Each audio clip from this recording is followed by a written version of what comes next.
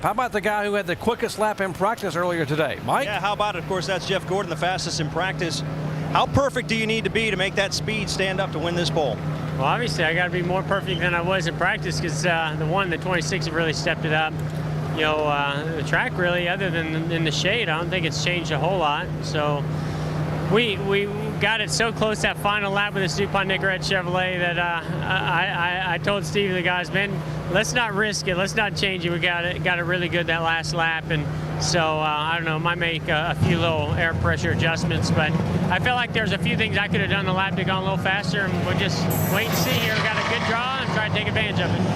And Doc, after what transpired in the spring, finishing 43rd, winning the pole right now will be awfully big for Jeff Gordon.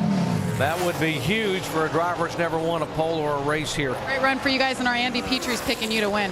Oh, great. I hope that's a good thing and not a bad thing. We need to win. It's been a while. All right, it has been a while. Hopefully you'll be right, Andy. Yeah, I hope so too, Jamie. Yeah, we got a contender on the backstretch here. He sounded real excited. Here's Jeff Gordon, never on the pole, never won a race at Texas, and at his worst racetrack.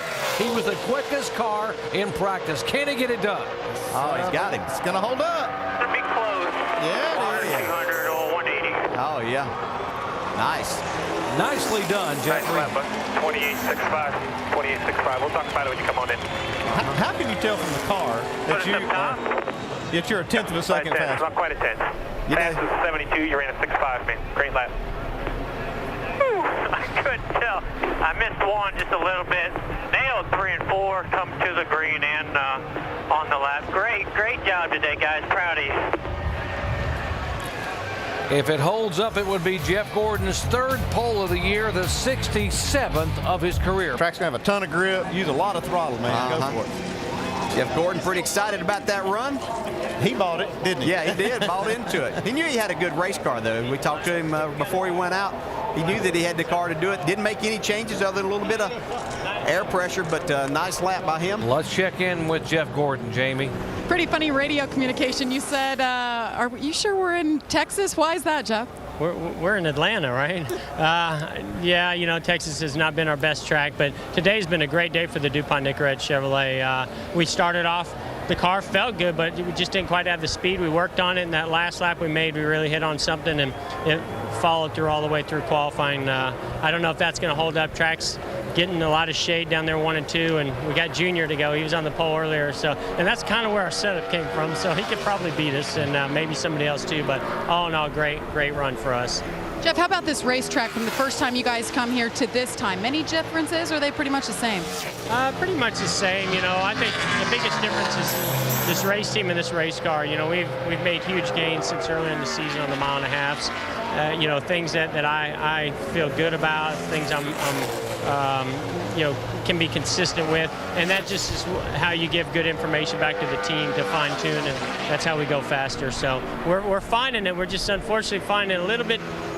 Not quite enough too late, you know, but this is great direction for us and, you know, a great, hopefully, start to the weekend. All right, Jeff Gordon trying to break that winless streak. And he won't do it. 5th overall, and you see the bit of a relieved look there from Jeff Gordon. But Jeff also probably knows some of these guys coming up that have to get in on time and speed may have a shot.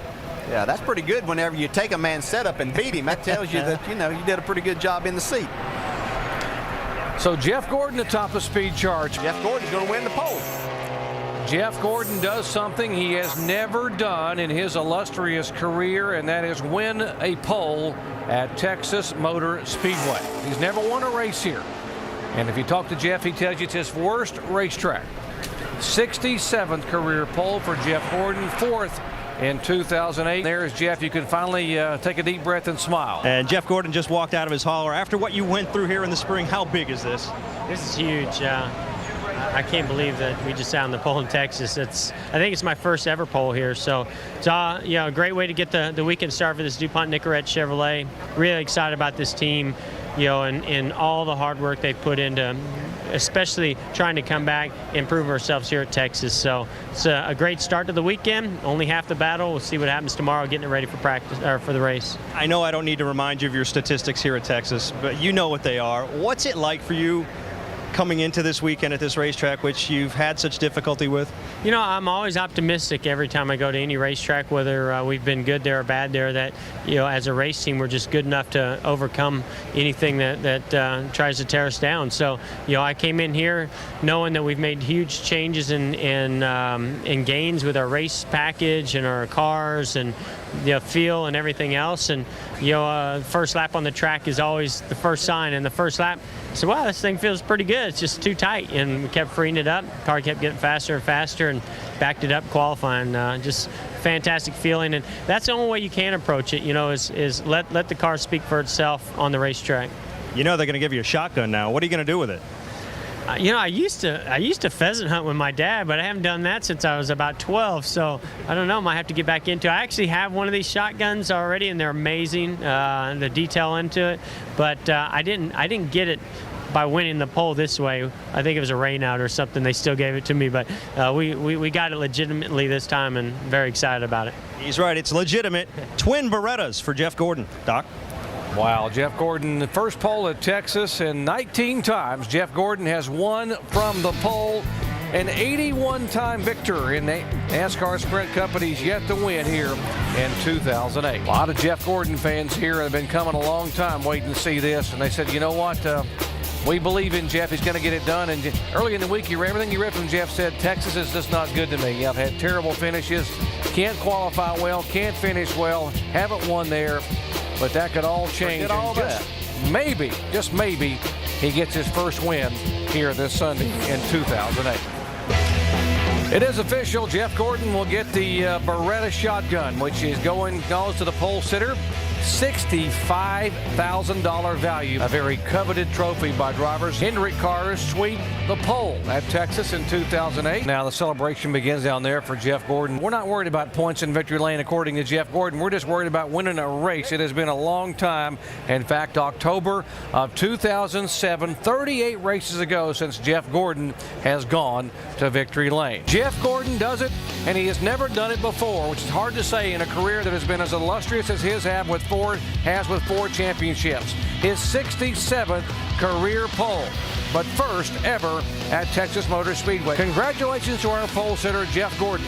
This has been a presentation of ESPN, the worldwide leader in sports.